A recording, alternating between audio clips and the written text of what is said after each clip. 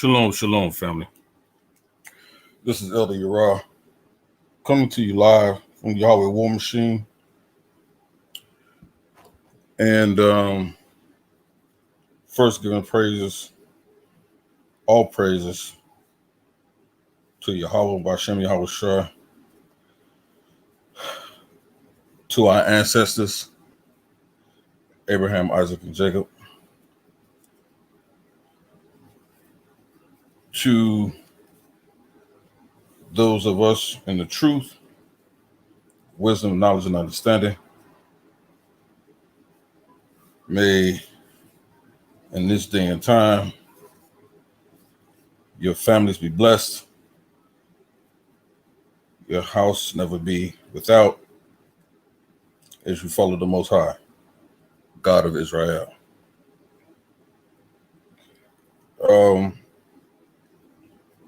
Let's get right to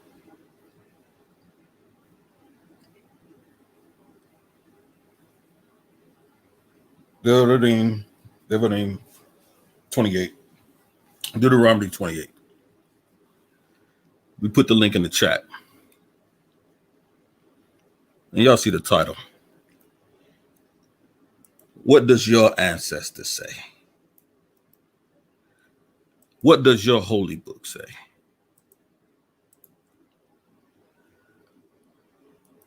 Whose identity are you clinging to?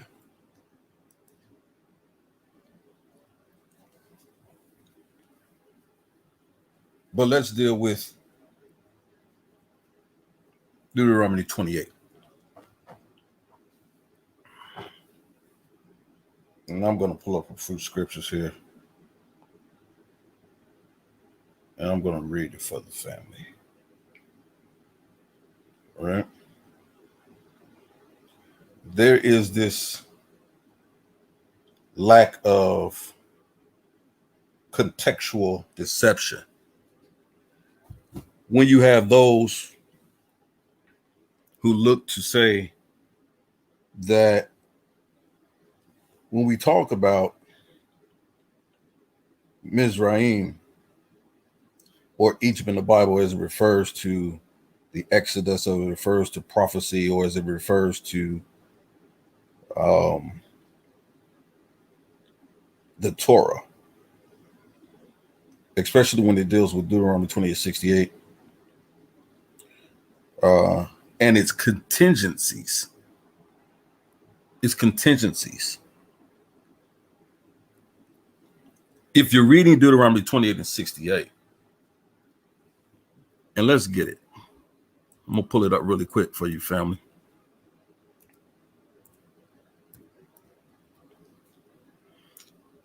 We're going to get into it really quickly.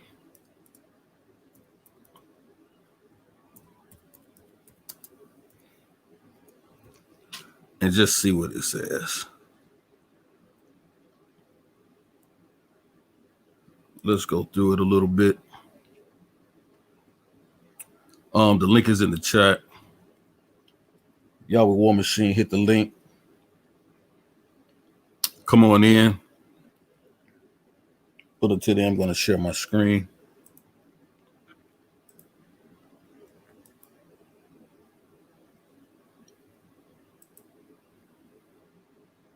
All right. Let's deal with some of this here. Deuteronomy 28, verse 1, it says, "And it shall come to pass, if thou shalt hearken diligently unto the voice of the Lord thy God, to observe and to do all his commandments, which I command thee this day, that the Lord thy God will set thee on high above all nations of the earth." Continuing this thought, "And all these blessings shall come upon thee and overtake thee, if thou shalt hearken unto the voice of the Lord thy God. Blessed shalt thou be in the city, and blessed shalt thou be in the field. Blessed shalt thou be the fruit of thy body, and the fruit of thy ground, and the fruit of thy cattle, the increase of thy kind, and the flocks of thy sheep. Blessed shall be thy basket and thy store. Blessed shall thou be when thou comest in, and blessed shall thou be when thou goest out. The Lord shall cause thy enemies that rise up against thee to be smitten before thy face. They shall come out against thee one way and flee before thee 7 ways. The Lord shall command the blessing upon thee in thy storehouses, and in all thou settest thy hand unto, and he shall bless thee in the land which the Lord thy God giveth thee. And it goes on. I'm going to stop right there. Because what we clearly see here is that there's contingencies. There's contingencies. There's if you do this, then I will do that. If you do this, then I will do that. If you obey all, if you observe all, then I will do this. This is a contingency here. It's clearly simply stating that these things are perpetual. The only end to it is perfect obedience to the will of the Most High. It's clearly what it's stating here. These things are continual. So oftentimes when people want to make the argument about whether or not these things have happened already, whether you whether you believe these things have occurred already, let's get into it a little bit. And let's talk about the contextual understanding of really what the scripture is talking about, right? The link is in the chat. Yahweh War Machine, Sister Devanya, you're welcome to come in. I see General KLT. Y'all come on in. But this is what we're saying here. It's talking about not just in context of the land itself, but the consequences that you will face if you do not observe to do all, or that if you refuse to do said things. This is a contract. What you're reading in Deuteronomy 28, and it has indemnity clauses. This is what people have to understand what they're reading, Deuteronomy 28. Now, a contract is only enforceable when 2 parties agree. So in order to reap the blessings, to identify with the blessings, you have to identify with the things that you have to do in order to receive them. And it clearly says you have to observe and do all what thus saith Yah. Now, if you don't, then you open yourself up to things that will befall you that are not favorable, simply based on the contract. That's all you're reading. Now, you have a lot of people in Israel who like to identify with the clauses in the contract or the breaches of the contract that simply say, if you breach this agreement or if you breach this contract, then this is what will happen. So a lot of people like to identify themselves with that, right? But that's neither here nor there at this moment. Let's deal with what we're really talking about. And I heard a brother earlier come on and he talked about Mizraim, and that it simply meant Upper and Lower Egypt. And geographically speaking, he's absolutely correct.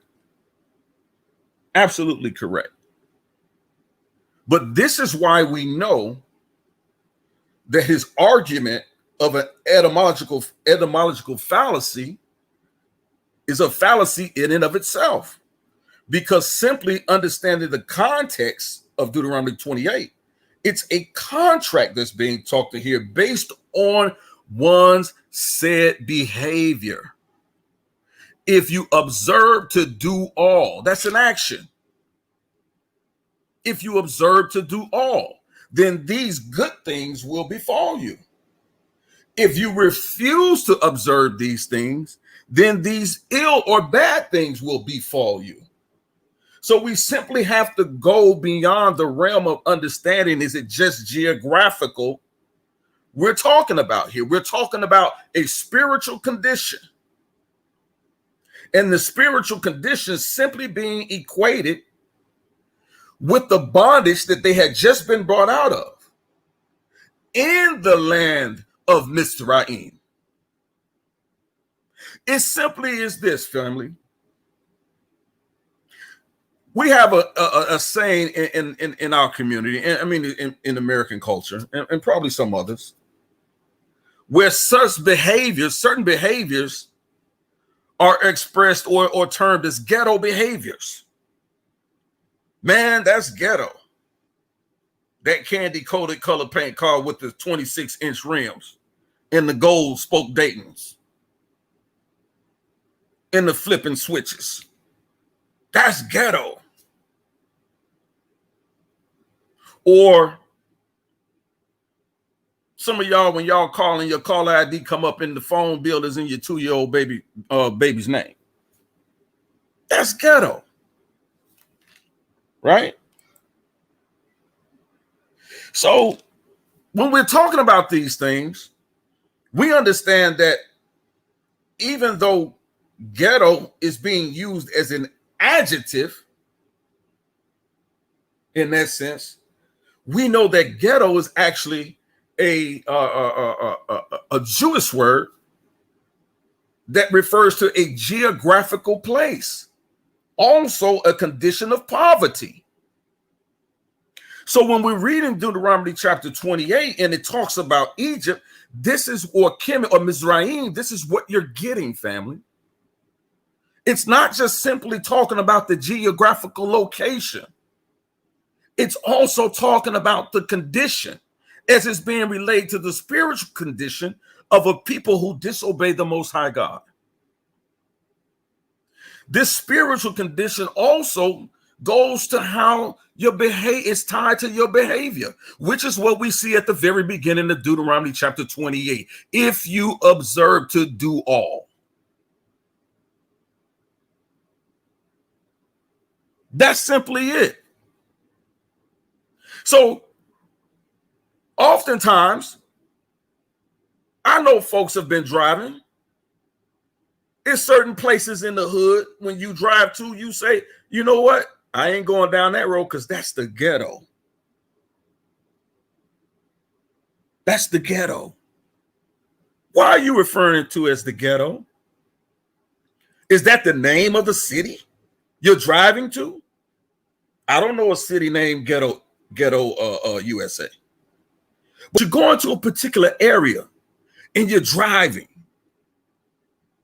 And you say, oh, I don't want to go that route because that's the ghetto. You know how we talk, family. Come on now. Rock with me. But why do you call it the ghetto? Because of the impoverished conditions in that particular geographical area. You call it the ghetto simply because you know that people in that live in that specific geographical area that you're referring to as the ghetto have a certain set of behaviors, prejudice or not. And I understand we can have ghettos can be in all races, in all communities. So let's not be small-minded here. Let's stay with me, family. Stay with me, family. So when you say ghetto, I could be simply talking about the impoverished neighborhood. And the impoverished neighborhood simply is a result of oppression, systematic oppression, due to racism and white supremacy in some cases. Or it can be just extreme poverty due to lack of education. if you're not in a predominantly black neighborhood that suffers from racism and white supremacy, you can go into some other neighborhoods with other races, and they still have what we would consider a ghetto. Some people refer to quote unquote trailer parks as ghetto. But what are we talking about? The impoverished conditions, the oppression that those people are under and that they're suffering from, the lack thereof. You get it? When we talk about ghettos in America, we're simply talking about the lack thereof. And so when we read the scriptures, Deuteronomy 28, and we talk about Egypt, we're not simply just talking about the geographical location, but we're talking about the lack thereof that the Israelites knew of, that they had experienced in that land, in that ghetto of Egypt. And so this is why Deuteronomy 28 starts out with, look, you don't have to stay in the ghetto if you observe to do all.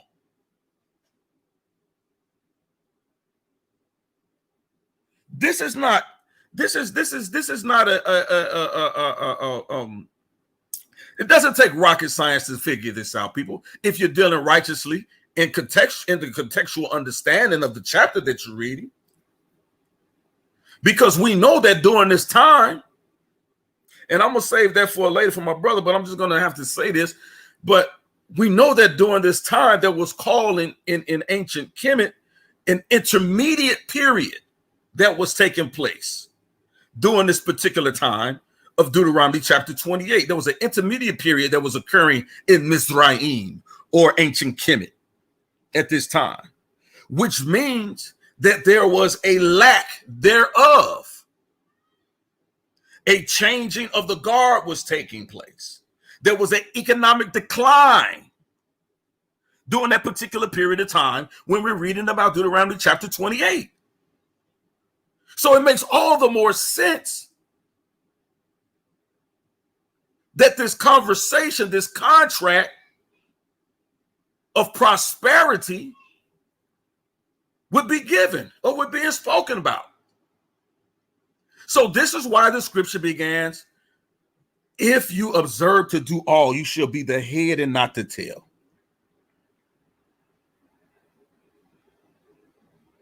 You shall be the lender and not the borrower.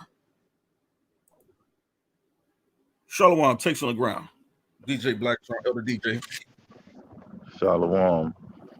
These are the things we have to understand when we're studying these books with contextual understanding. Understanding the times that we're reading in.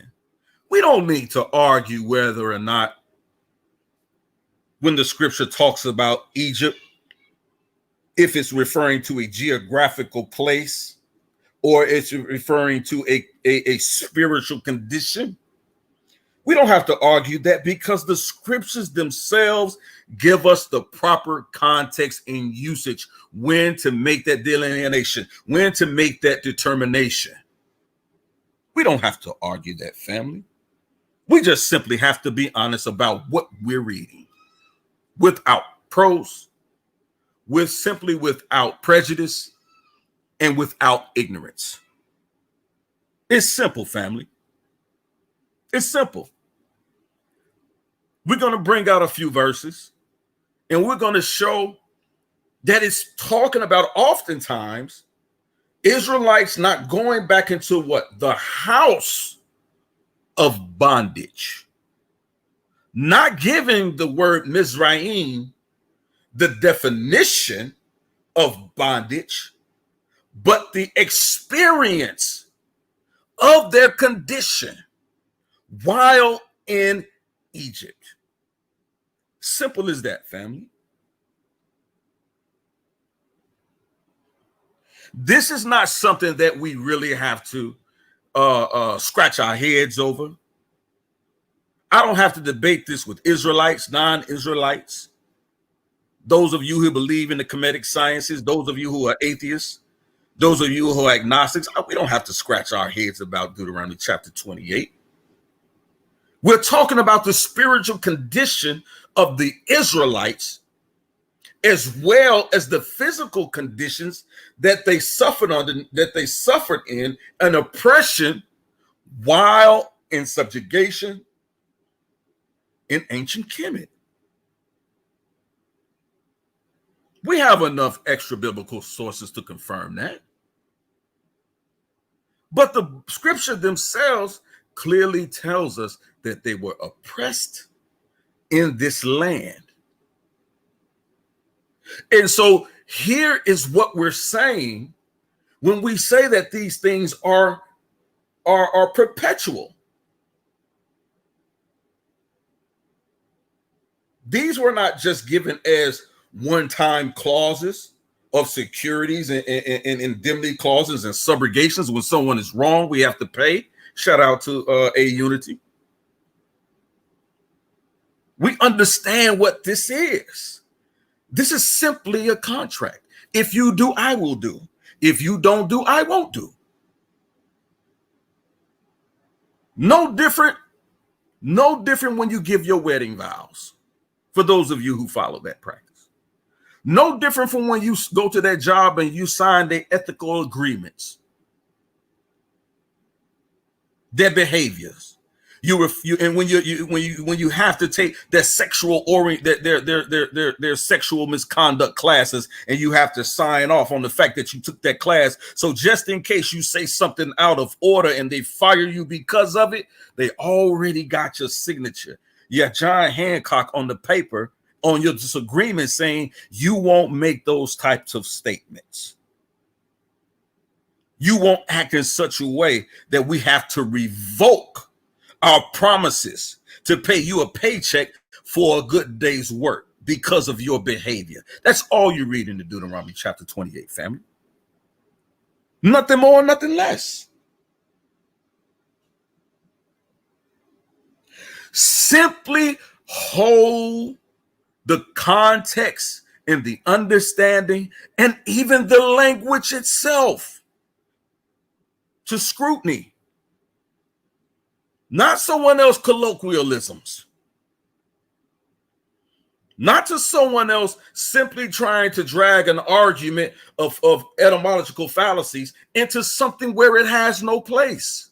There was none given there in Deuteronomy chapter 28 when it talks about Egypt or Mizraim. There's no etymological fallacies there. When you're dealing with the context of the verse, we simply know that there are other scriptures that support the fact that the Israelites referred to Egypt as the house of bondage. Its place of memory to remind them of the things that the Most High God of Israel brought them out of. And simply not because they were great people or they weren't a stick-necked people. Deuteronomy chapter 8 and 9 tells us that they were stiff-necked. Israel was a stiff-necked people. But the Most High said, I chose you not because, listen to me clearly, family, not because you're better than everyone else, but because I choose to take the least and make you a great priesthood or a light unto the nations so that we all can come into the truth. Not to separate you above the rest of the planet, above the rest of humanity. No. It's not the scripture, family. It's not what it teaches. And if anyone tries to teach Israelite supremacy is wrong, the scripture doesn't teach that. If you disagree with me, please study Isaiah chapter 56. And clearly it says, those who choose to observe the law, follow the law, statutes, and commandments, whether you're a foreigner, whether you're a eunuch, or whether you're a stranger, whether you are not of the body of Israel, if you choose to obey, another contingency, if you choose to follow the law, statutes, and commandments of the Most High, I will give you a name as great or greater than Israel themselves. That's what the scripture says. I don't have to argue with you whether or not what we teach here, especially in the Yahweh War Machine and many other brothers and many other Israelites, I don't have to argue with you whether or not I disagree with whether or not those who call themselves Black Hebrew Israelites or Yasharal, I don't have to argue with you about that. Challenge me on what I teach. Thus says Yah. Challenge us on that.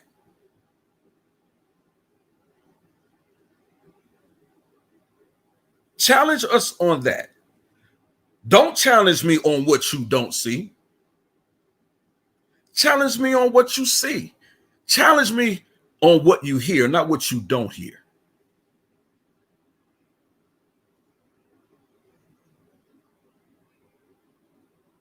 This is the folly. This is the folly when the disingenuous picks up the truth.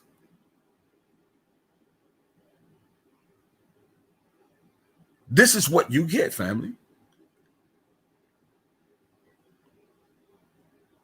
Go ahead, DJ Blacktron, Elder DJ Blacktron, if you want to say something, because I'm going to a few scriptures and we're going to talk about the house of bondage.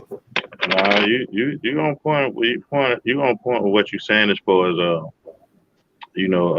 I guess how the people come and be combative about the scripture, but they only. So my thing is, what I'm hearing from you is, and what I do understand, not only from what I'm hearing from you, but just across the board, is people regurgitate something that they heard, you know what I'm saying, and not really delve into the scripture themselves, you know what I'm saying? Like, so Israelite may say, we the people of the book because Deuteronomy 28:6-8, and don't know the whole narrative of why the ones who originally said it even used, they only rephrasing what they heard before. And then you got those who don't read the Bible. They say, how are y'all the people of the book? How are y'all the chosen people to have?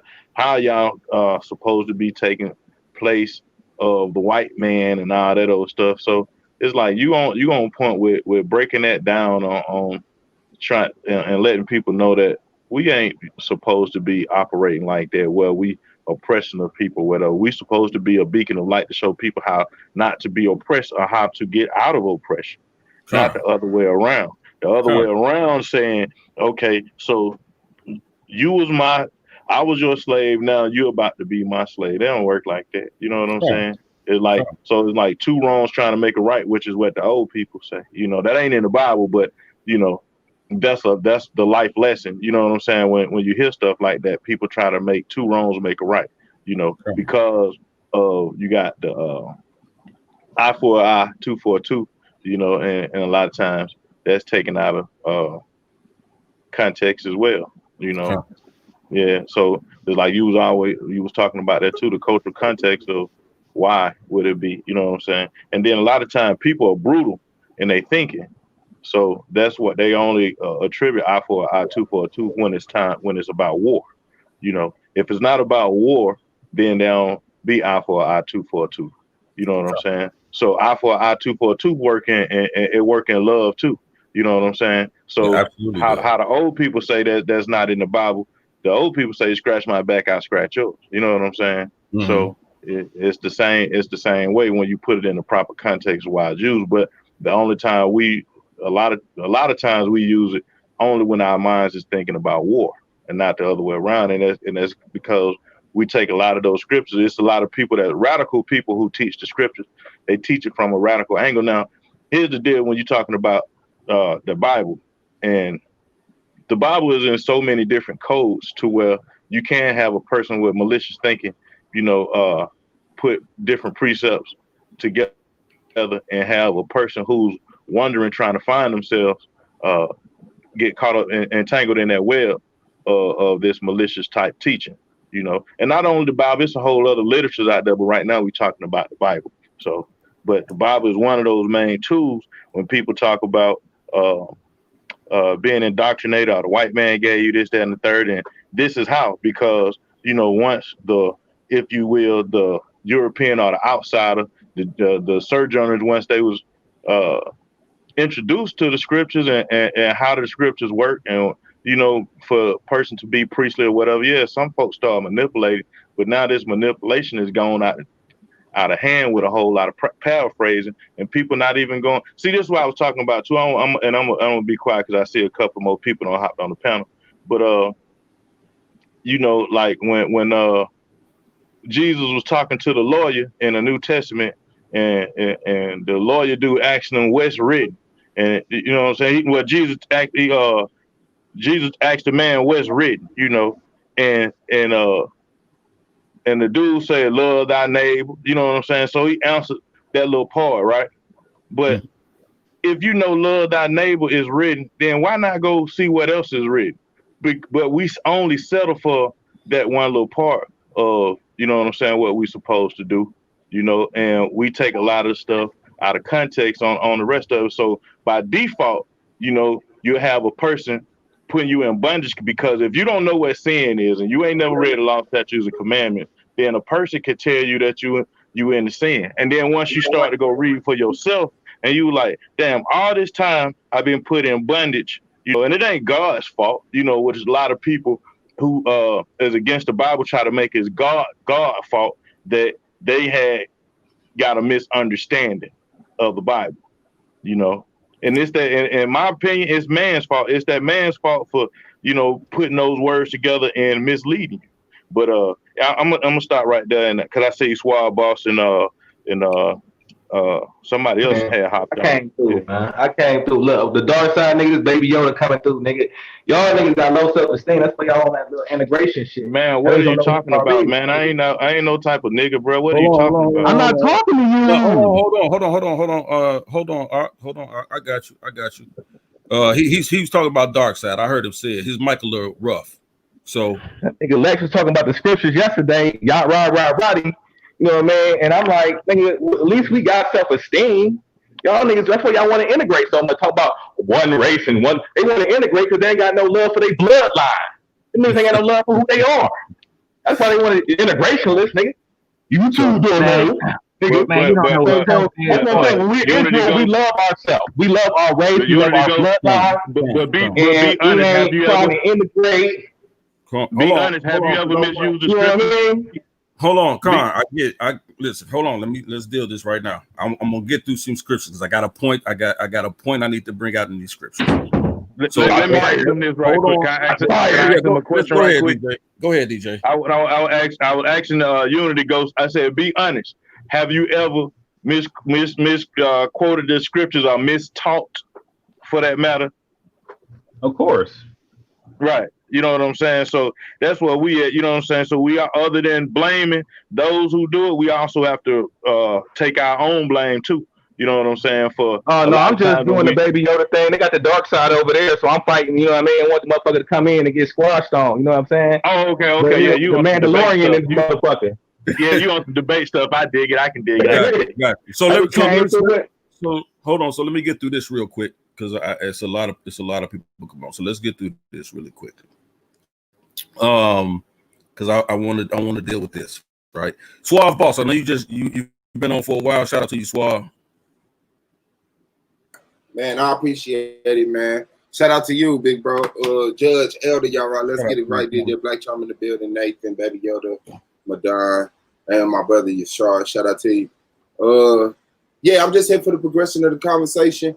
But I heard one point that DJ was making. He said, people try to make certain things God's fault.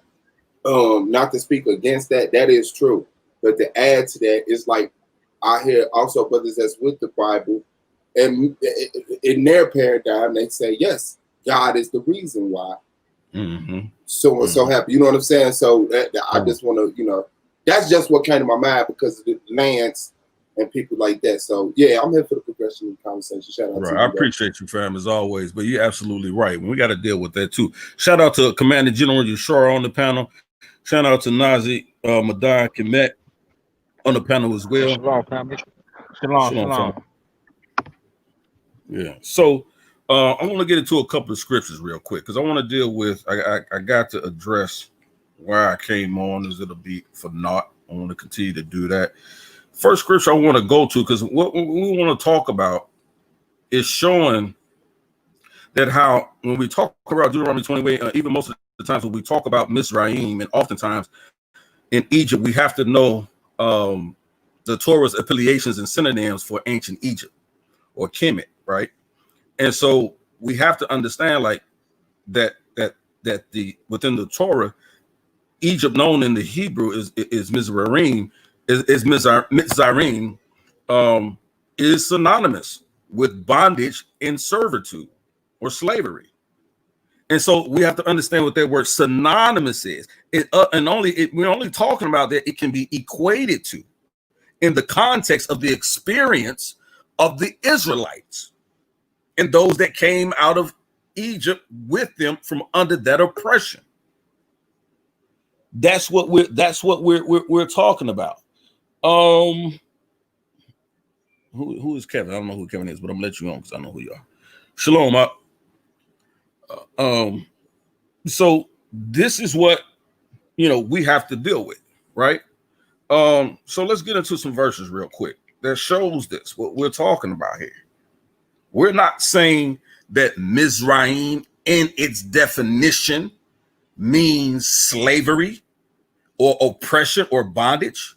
What the scripture is saying contextually in Deuteronomy chapter 28, the way that it's being used, it's simply saying it's using it as a synonym based on the experience of the Israelites in the land at that time. And we can show this in biblical sources as well as extra biblical sources. So I want to read Exodus really quickly. I want to read Exodus 13:3. Let me see if I can get that real quickly. Let me see if I can get that real quickly for you, family. We're going to read that.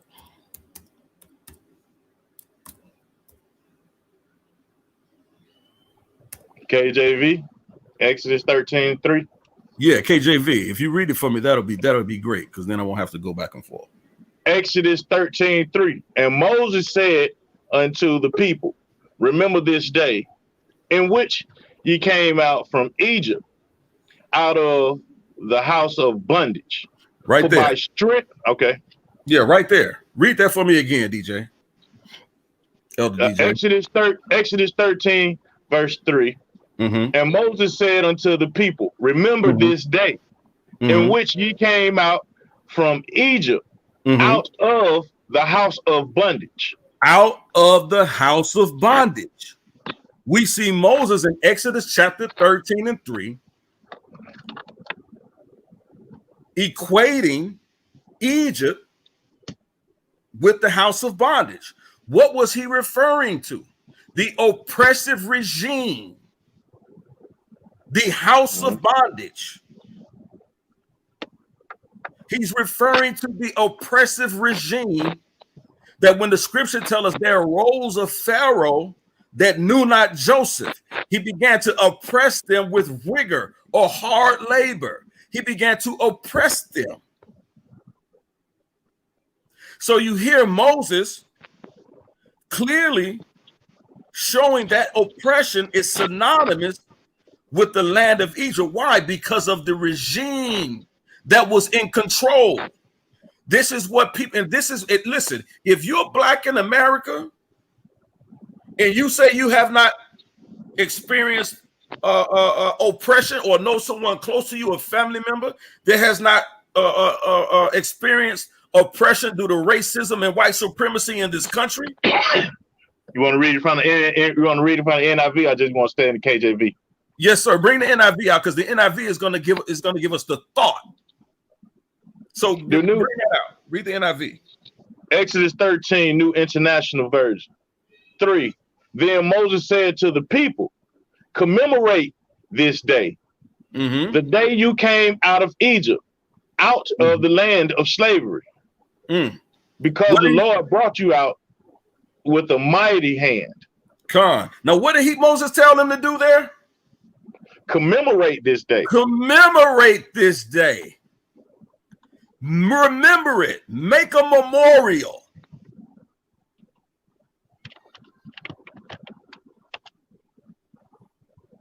Wear these colored fringes. We'll get to that later on. So you can remember. But you know, commemorate is like other than, so the KJV just says remember, right? NIV says commemorate. Yes. Commemorate is to show respect, recall, celebrate. Yes. You know, don't just remember how so Moses was like, put in your mind, this is something to be, you know what I'm saying, motivated about. Correct. Now, this is what we have to understand, people. When we speak of Egypt in the scriptures, at times it's speaking of the land, and we know that Egypt is with the continent of Egypt. I mean, the continent of Africa, is referred to by many different names. Sometimes it's Egypt, sometimes it's Libya, sometimes it's Ophir. But when it's talking about Mizraim and Egypt, it's either talking about the geographical land in certain contexts, or in certain contexts, it's talking about the house of bondage, the oppressive regime. And as I was saying, if you've been in America for the better half of your life, you've experienced some type of oppression through racism and white supremacy in America. And if you can't see that, how that relates to the scripture here, if you can't make the correlation, then you're being disingenuous. Shout out to you, Big O. Tanks on the ground. You're being disingenuous. Moses, as DJ Blacktron read in Exodus 13:3 in the NIV, it says to commemorate this day you're being brought out of Egypt. It says commemorate this day. And we do that on what month, Elder? Bring it out. Bring it out. I mean, you know, family, this is why we have what we call the Passover. Right? And this is why we keep it yearly. No matter where we at, we always remember what the Most High did for us. So this is what we're saying. Even in America, y'all do it now. Y'all know how y'all commemorate slavery of being bought out of bondage, and from out of those plantations was with nothing but houses of bondage. You know how y'all commemorate it now? Juneteenth. 4th of July. Right. Some of y'all celebrate the white man's escape from bondage. On the 4th of July with your firecracker popping behinds. Don't get swab ball started. You understand what I'm saying? Yeah. Is my mic echoing? Because I see my thing. And everybody in they red, white, and blue. You know what I'm saying? Want to be twins and everything. You know what I'm saying? Oh, knock it off. You know, especially yeah, we can hear you. You know, especially y'all walking around here celebrating Juneteenth because some white man came and told you was free on a horse 2 years later.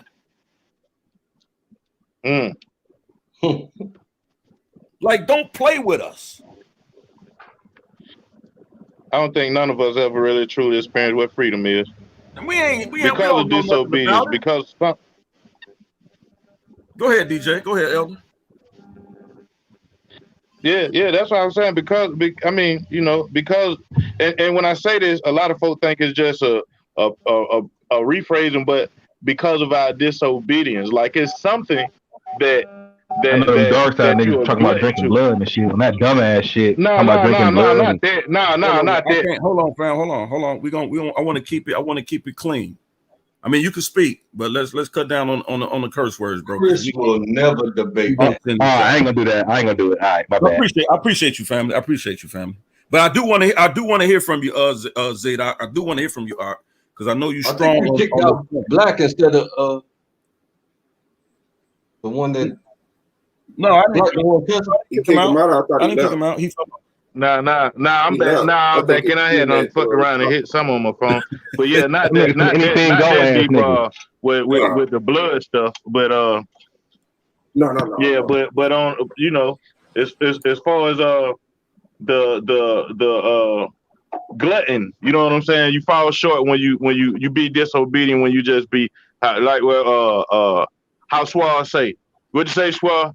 You got one car, you don't need 10. You know what I'm saying? When you start to be greedy, but you know what I'm saying? That person could be a good person. You know what I'm saying? They ain't just knocking that person who gets 10 cars or whatever. But we all that freedom. You know what I'm saying? Even when you got a whole bunch of money and you feel like you financially free, you still gonna do some frivolous shit with your money because you still find yourself with some type of bondage. You still in some. We ain't none of us ever really experienced free. You know, or been able to actually conceive what it is. A lot of us think freedom means we don't have literal chains on us. I don't care what my conditions is. As long as I don't got chains on me, I'm free. A lot of people think as long as I'm able to get certain jobs. A lot of people think being established financially, it's freedom. It's freedom. So I didn't make the word, I can't define, but when I think of freedom, it's more than that. Like the way that I see it used, freedom doesn't mean without cost, it means paid for by somebody else. You know what I'm saying? When you get a free Whopper, the Whopper costs, but Burger King paid for you. Right. So what we need is something, is that's 100% concrete that says what we define ourselves as is what should be accepted. Exactly. Not from your perspective, I'm and so I have to, come on. Exactly right.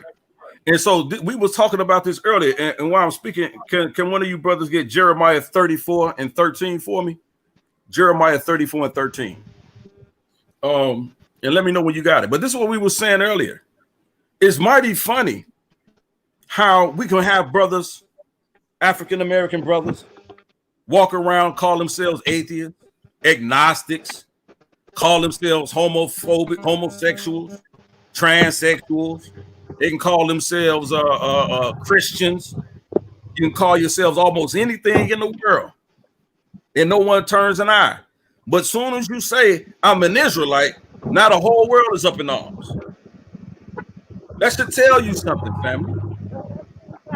Why is that word so explosive? I don't. You gonna walk around and call yourself and say you from ancient Kemet.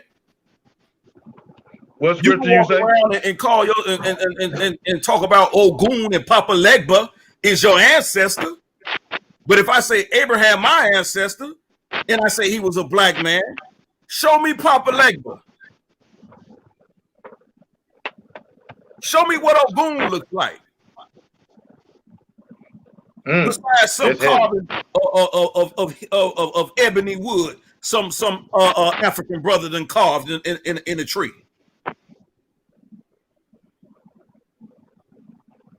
Because they held dear to it. Exactly. Right. But what you got over here is the people who just know the names. They don't hold dear to it to show you an image of it, because if they do, then they don't want to be considered idol worshipers or whatever, other than teaching their stuff. So put it like this. So the same way we say 10 people take the Bible out of context, if we taking that out of context, then teach us. Well, here's the thing. They have nothing to teach. Right. That's the whole point. They have nothing to teach. All they have is what they have left to dismiss and to argue with. What scripture you say, Jeremiah? What 13? What? Jeremiah 34 and 13. Oh, 34 and 13. Yeah, 34 and 13. I'm gonna go through a couple. To get a big check from the Jews. That's what Jeremiah. Exactly. I go in with you. Go ahead, claim. I read it when you got. I said what I said, but you heard Lex begging last night. Please, government, give me millions of dollars. I'll kill all these niggas. Hey, look, bro. I'm not gonna throw. Listen. Oh man, I don't want to respond to that kind of stuff, man. That ain't got no weight. We're not gonna even respond to that. You know why? Yeah, that ain't got no weight. Some people can't help themselves. They can't help themselves, and I've come to understand that. Shalom, Elder Yam Yahu. So Shalom, shalom. Yeah. So shalom. You want me to read? I'll read. Yeah, I got it whenever you're ready. Yeah, read it for me right now. 34 and 13. Jeremiah 34, verse 13 says, "Thus saith the Lord, the God of Israel, I made a covenant with your fathers in the day that I brought them forth out of the land of Egypt, out of the house of bondmen, saying," want me to keep going? Yes. 14, "At the end of 7 years, let ye go every man his brother and Hebrew, which hath been sold unto thee. And when he hath served thee 6 years, thou shalt let him go free from thee. But your fathers hearken not unto me, neither incline their ear." There go those contingents again. You see the Israelites again breaking the contract we see in Deuteronomy 28. He said, if you observe to do all, Deuteronomy chapter 28, verse 1. But you see the Israelites again breaking the contract. So when we see again here in Jeremiah 34 and 13, what does he say? Out of the land of Egypt, the geographical place, and the house of bondage, again, and from under that oppressive regime. Yeah. That's what we're talking about here, family. Don't let the lies, don't let the slippery lies confuse you about what the text says. Our ancestors knew what they were writing about. Agreed. Can you go in for me for a second, Elder Yahoo, when they talk about the house of bondage? Can you give us that in the language, family? It's, you know what, it doesn't really, it says bondage in the King James. So therefore we can equate it to slavery, although it doesn't say slavery because there's a word for slavery back in them days, but but then it's like the whole concept of it is right and exact. Although when we ought to read a Devarim 28:6 when it says bondman and bondwoman, it's kind of a twitch in that. It put forth the claim that we will sell ourselves to our enemies, which I don't believe it, but that's a twitch. But now, as she was saying, Elder Yara, if you are to read the text and understand what the text is trying to convey to you, you know what? It's like this. I was on I was in chat with Judah channel. You know what I'm saying? And then I had this guy, what's his name? I can't remember his name, but his whole argument was no, the bondage and slavery came from the land which you went into, the land in which y'all went into possess. I'm like, well, that's that narrative, but then it's not the whole entire conceptual perception of the text, because it makes it so clear that these curses will follow you. So I'm like, so of course they put them off the panel and shit. But I'm like, man, these people, you know what? I don't know the topic to this thing because I just saw y'all was on. I said, look at me, let me go and let me support my brothers. But I don't know the topic. But so first, let me ask, what's the topic?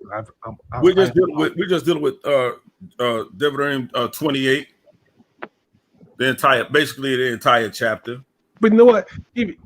Even that, even in the King James, it still speaks of the curses that were following. So I don't get the whole concept of well, that go back to what he said. But you know what I'm saying? But so I don't get it. I mean, all right. Question this: what's the argument though? Right. Here's what we would get to. We're gonna read a few more scriptures. Like We had a brother that was trying to teach the fact that it was only speaking about the geographical land and not the spiritual condition. You see what I'm saying? No, man. So, right. And so we often have this problem with people who teach the scripture disingenuously, as well as with a lot of ill-informed Christians, because they don't understand what it is that they're reading. Simple as that. They don't understand what they read, so they come around and they simply try to say, "Oh no, I'm a preterist, or this happened already, or you know what I'm saying?" Look, forget all of the foolishness. Let's deal with it says in its context, because we can go throughout. We can pull out biblical sources. We can also pull out extra biblical sources, and we can see that in this text that these curses, quote unquote curses, that a lot of people refer to. We see these things happening. We see these things happening. Even in 70 AD, we have extra biblical. We have actual biblical sources, and we have extra biblical sources that often talks about there was a young lady. Okay, there was a woman who had a child during the siege of Jerusalem. Right, and then the Sakari, or the Israelite mercenaries was coming through the camp, and she was saying, "Look, come eat with me. At least I eat my child. At least I die, because this is all we have left." Because they were being starved out, and so the extra biblical sources tell us that she actually boiled and ate her child and fed it to those soldiers. That's a part of the curses when you read them. It talks about how they would devour their children. So we see these things are perpetual, even until today. But you know what? I think that the whole manifest is this. Because we have awakened, some of us, not all of us, some of us have awakened to our true nationality. And therefore, if we have to read Tehillim, 86 through verses 1 through 9, whatever. I'm sorry, I think it's 83 verses 1 through 9, 1 through 12, whatever. But then we see that now the fear is this. The fear is that they know that we know who we are. They've always known who the fuck we were, but then we didn't. But now, because of the fact that we are waking up to who the fuck we are, there's a problem. So now let's put these agents in. Your Lex Cortexes, and then all these other guys, put them in. But then let's get them some biblical sources to try to denote what they're saying. Come on. Somebody get for me Micah 6:4, and then somebody get for me Judges 6:8. So Judges 6:8 and Micah 6:4. I'm gonna read those two because we got a debate coming up on SVDL. If I can say this while they found it out. Go ahead. I wonder what's the paradigm of a person, because I see uniform, and the people that have this problem against the Israelites, is like it doesn't come out of nowhere. They're usually people who was an Israelite. You know, it's always that. I was this, then I came across some information, took me away from it, and now my biggest threat is what I used to be. You have to understand that this is an insecurity. Absolutely. It really is. It has nothing to do with our brothers. It has nothing to do with the book. It has everything to do with your disappointment in yourself. Let it go. And if it fits to you, it fit. I'm just trying to help. I'm not trying to insult nobody by giving them a false narrative for their existence, but this is what I see.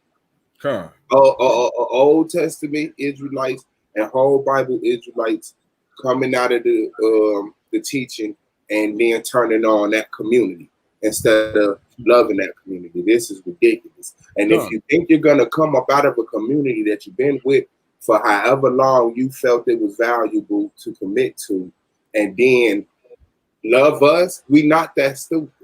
You don't do. You understand? You're gonna do the same to us. So whenever y'all get over this hill of insecurities that you have, because I figure a lot of people probably told their girl about it, their kids about it, their parents about it. You know, they live it. And then to change it, and it's like, especially when you're in your 20s or your 30s or even your 40s, it's just like it takes a big man to do that without trying to find someone to gain points off of that they felt they lost by coming into what now they perceive as the truth. That's no, but you know what? To add on to that, you know what I'm saying? Swab used the term African. Like I continues to say, bro. Here's a problem with the term African. Well, there's no problem with the term African, but now if we ought to use the term African, by default, everybody on this panel is a fucking African. Huh. So that's why you never hear me say I hate Africans, because I don't, because I hate them means I hate myself. All right. That's right. Elder Yara, would you agree for if an action there's a reaction? That's correct. All right, then what the fuck is the problem?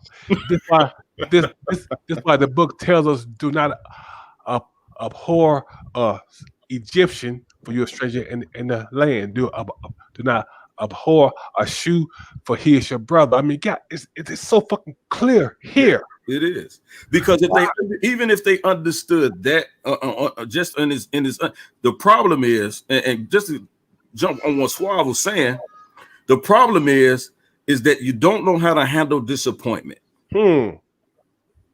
As a man, speak, Elder, speak. As a man, you don't know how to handle disappointment because you let some false prophet misinterpret the scripture to you in the speak it. So you blame yourself. Go ahead. Blame yourself for following that foolishness in the first place.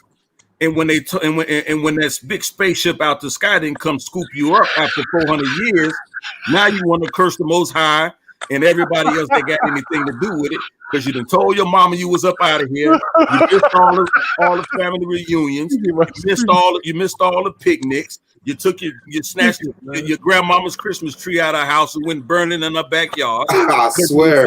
Because you're telling her it ain't no reason to live, so you stop going to school because you think you weren't gonna be here in 2019. So you stop going to school. You ain't make nothing of yourself when the scripture never taught you that foolishness. And this is the problem with you fake Israelites and you Israelites that came out of the Torah. Now you want to teach against it. Go ahead, Elder. Go ahead, man. Because there's no truth in your life.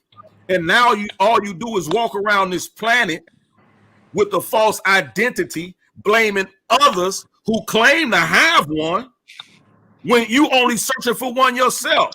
Thank you. And you know what it's like, y'all, Ra?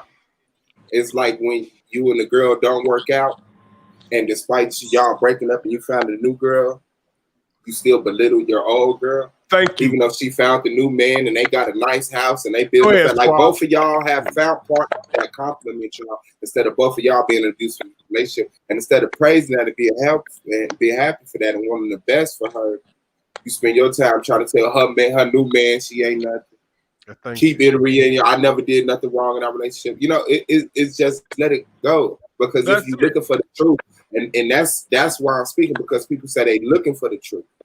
Well, I see a flaw in your procedure of how you find the truth. You see what I'm saying? You hear that, Chris Harris? You sound like you an ex-Israelite. Sound like you riding over a bear. Hey, listen, we ain't even got to listen. We ain't got a name drop. Go ahead, Alfonso.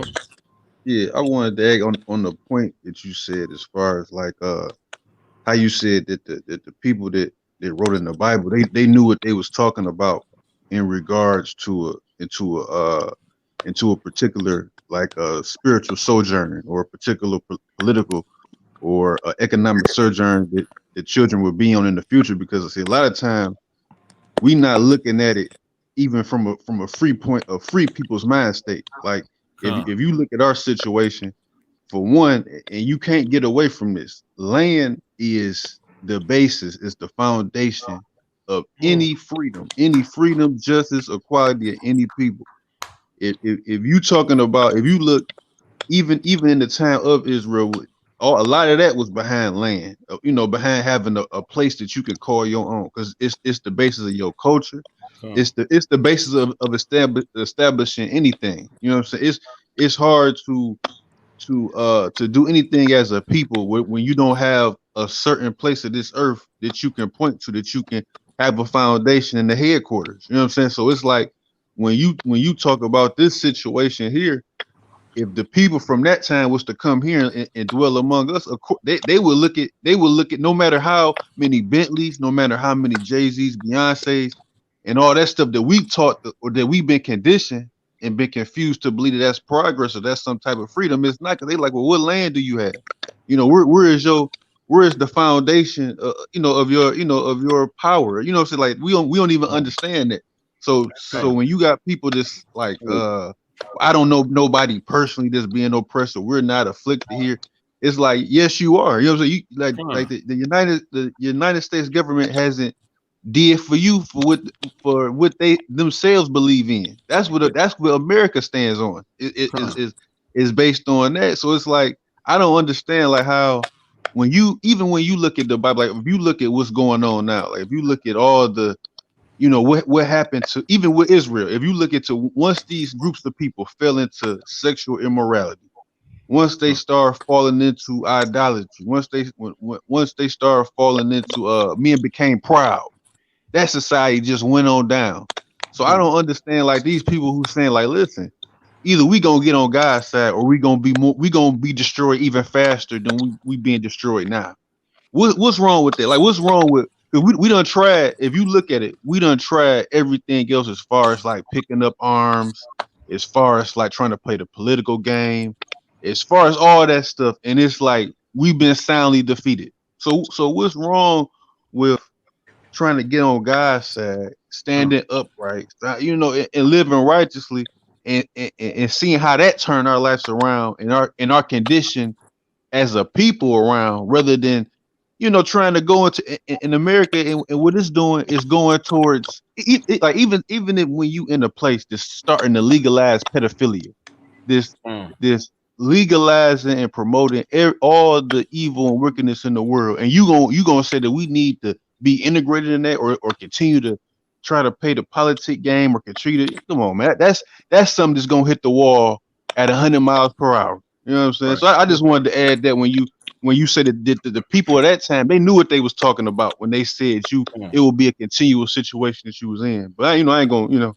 too much. I just want to add that go ahead. As an Israelite, I don't believe we are the same as Africans. I think as an Israelite, I can sit here and say I can hate an African. I can sit here and say that. I don't think there's nothing wrong with that, and I can prove it with a scripture. Well, that's cool. And I'm gonna tell you this right. Hold on, fam. Let me do this. Let me say this right now. Go ahead, man. I understand what you're saying, but I don't do that here.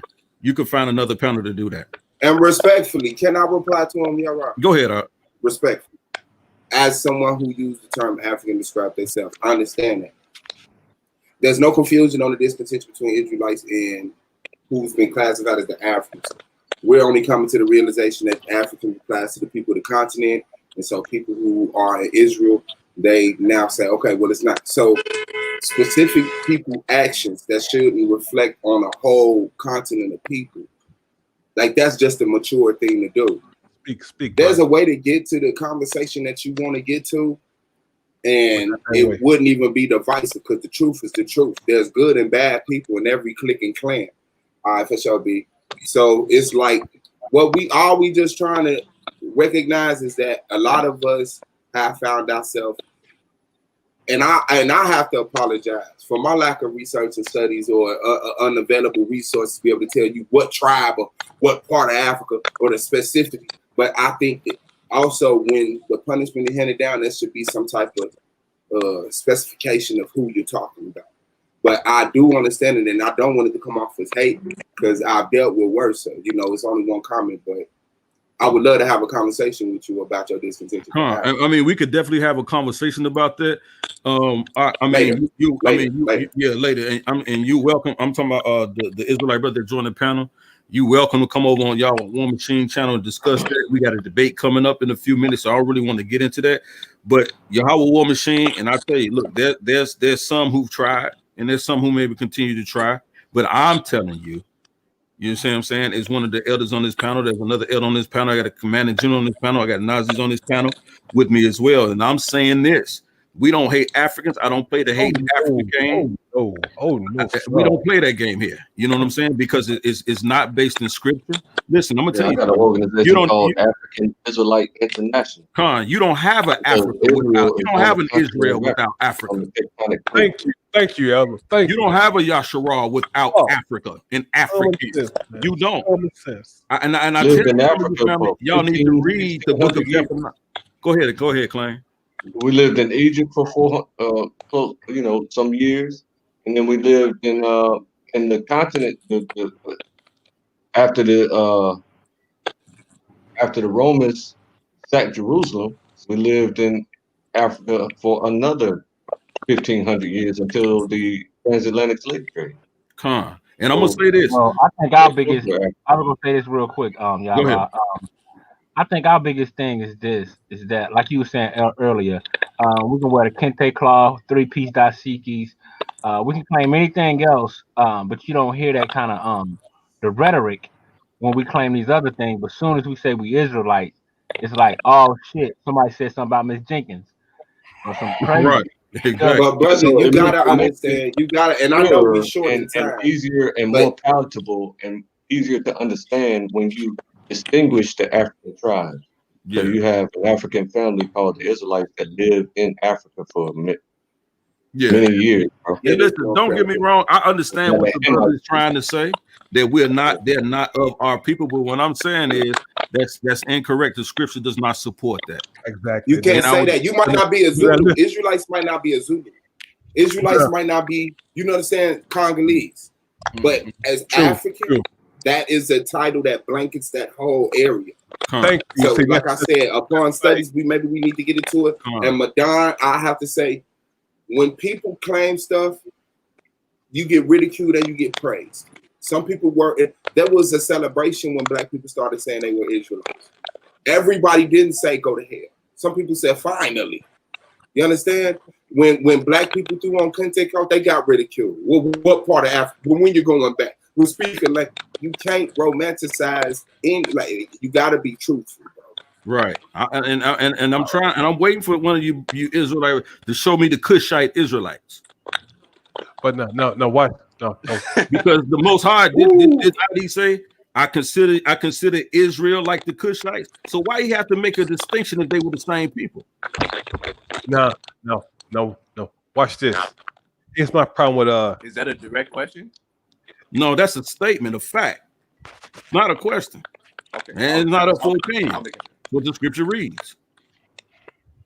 Now, here's my problem. My problem comes to this: that if I say Ra means what? Sun. I mean, well, Ra is raised, sun raised. No, Ra means evil in the language that we speak. Yeah, but Ra, as far as the Egyptian term, means the sun ray. No problem. If I say Hotep, what does it mean? Hotep, Ra, all this shit has a meaning. But I guess what? If I say Nimrod, what does Nimrod mean? No one knows. Why? The point I'm trying to make is this: is that if we really just sit back and look and then read it, we know that every Mazarine Egyptian name has a meaning to it. Now, Master say only the Shemites had meanings, not the Hamites. Then there's a problem.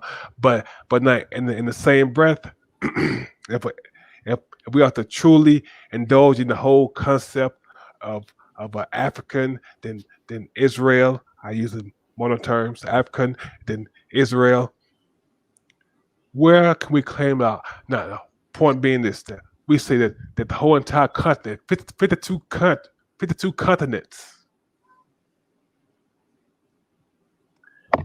52 countries. Yeah. It's hard to hate them all, man. Yeah, but hey, listen, I just wanted to say this, man. Listen, in regards to Deuteronomy chapter 28, we know it's not just simply talking about a geographical location. It's also talking about the spiritual condition of Israel and Egypt and the oppression that they came out under. Simply, people, look, we have evidence of what they call the slave Bible, right? They got one in the slave museum, I believe, in Washington D.C. They have one on display. Absolutely. They call it the slave Bible. Ask yourself, why is anything reference to the Exodus was taken out? Anything that reference masters, treat your slaves right, or your servants right, or your employees right, or those that don't oppress another. Why do you think those verses was extracted before they handed it off to our ancestors? Because they wanted you all to believe they found you swinging in the trees in the Americas, the Africa, the Asia, and civilized you. Exactly. And they didn't want you to get a notion that slavery was wrong. To oppress another human being was wrong. They didn't want you to get that oppression. They wanted you to be okay with it. Might help for that argument about Deuteronomy 28 being a conditional or geographical area. Doesn't the Bible reference the Israelites being scattered to all corners of the earth? So how do you match all corners of the earth to one specific? Is letting you know that right there would dismiss one specific geological location. Exactly. But now here's the term. We keep saying that Yahshua was scattered to fungos on the earth, but that's kind of a false narrative, because Yahshua, Israel had left. Israel, Ephraim, however you would call them, they had left. Yehuda was still there. Yehuda was scattered to fungos of the earth. But my point being is that I cannot truly say who the fuck is who the fuck. This is why I teach the ones I fucking teach. I don't give a fuck about your skin texture. That don't mean shit to me. If you can accept the truth, then goddamn it, you got to be me. That's the thing. That's the thing, because how many people you see on YouTube and Facebook who we say like melanin, but then they're telling you the fucking truth. But there are people, there's light brights, damn near white Chris Harris's, and then the hey man, we Italian Zion Lexus. Come on, I get you. But look, we got a debate coming up in a minute, so y'all stay tuned, family. Don't go nowhere. All right, I got a debate coming up. Claim your inheritance versus I think Trey coming up. Trey, is Jesus' name found in the Bible? Is the Messiah name found in the Bible? It's about to be in the Old Testament. It's about to be a banger, family. It's about to be a banger.